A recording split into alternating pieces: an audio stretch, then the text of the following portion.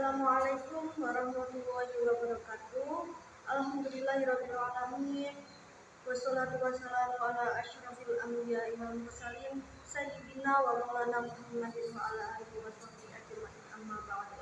Yang terhormat Bapak Profesor Dr. Haris Soekarno MHum selaku Rektor Universitas Hasyim Asy'ari Tauhid Jombang.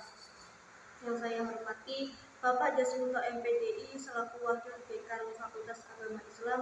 Yang saya hormati Bapak Dr. Khairul Umam MPDI selaku Ketua Prodi Pendidikan Agama Islam.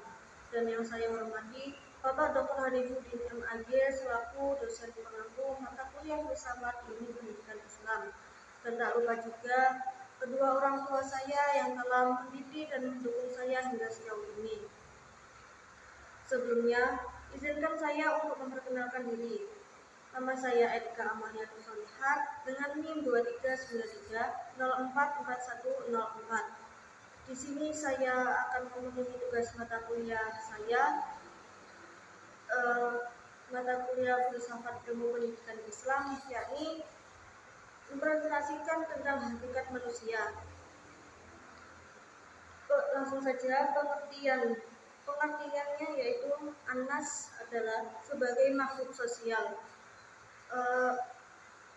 Anas sebagai makhluk sosial di sini berarti manusia hidup berdampingan dengan orang lain dan tidak dapat hidup sendiri tanpa adanya orang lain. Yang kedua, al-bashar. Al-bashar hayawan natik.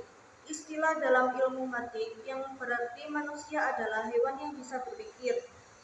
Selanjutnya, karakternya juga sangat jelas.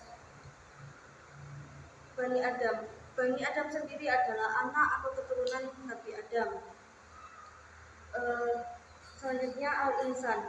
Al-insan kesadaran spiritual. Al-insan kesadaran spiritual yakni inti dari hubungan manusia dengan pencipta yang melibatkan ibadah, pengamalan nilai, moral, dan keimanan. Yang kedua, pencegahan jiwa. Pencegahan jiwa yakni adalah yang berkaitan dengan usaha menjaga dan membersihkan jiwa dari hal-hal negatif seperti hawa nafsu, dosa, dan godaan yang dapat menjauhkan manusia dari jalan yang benar. Selanjutnya, manusia sebagai objek. Manusia sebagai objek biologis adalah manusia dilihat sebagai makhluk yang memiliki struktur dan fungsi biologis. Manusia sebagai objek sosial. Manusia sebagai objek sosial adalah manusia hidup dengan berkembang dalam interaksi dengan orang lain. Manusia sebagai objek ekonomi adalah manusia dilihat sebagai individu yang berperan dalam sistem ekonomi sebagai konsumen dan produsen.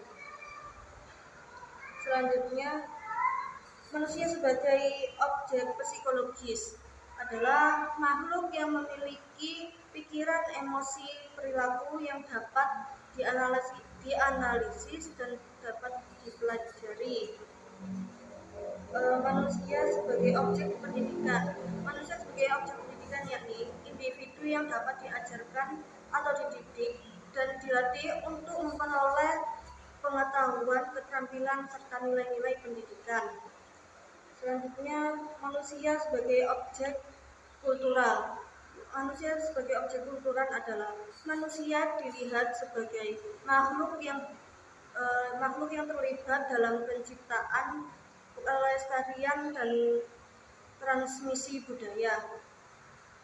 Selanjutnya, manusia sebagai objek filosofis.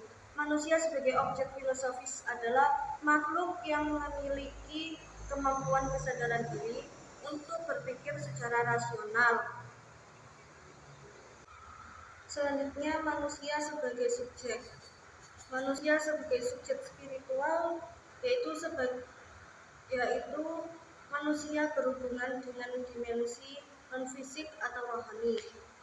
Manusia sebagai subjek teknologi yaitu manusia adalah pengembang, pengguna, dan penerima dampak dari kemajuan teknologi. Manusia sebagai subjek politik.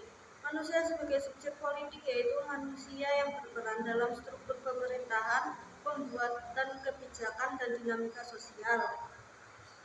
Selanjutnya, manusia sebagai subjek lingkungan. Manusia sebagai subjek lingkungan yaitu dalam dimensi lingkungan, manusia adalah makhluk yang berinteraksi dengan alam dan ekosistem. Selanjutnya, manusia sebagai subjek hukum. Manusia sebagai subjek hukum adalah manusia tunduk pada aturan hukum yang berlaku di dalam masyarakat. Selanjutnya, manusia sebagai subjek seni. Manusia sebagai subjek seni adalah manusia sebagai subjek seni adalah pencipta, penikmat, dan pengkritik dari seni.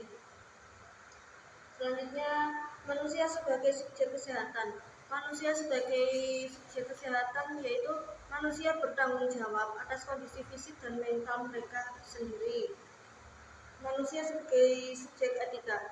Manusia sebagai subjek etika yaitu mempertanyakan dan menjalankan prinsip-prinsip moral dalam kehidupan mereka tersendiri. Yang terakhir, peran dan kontribusi. Peran dan kontribusi yang pertama yaitu objek dan pelaku pendidikan. Yang kedua, pendidikan untuk perkembangan. Ketiga, memanusiakan manusia.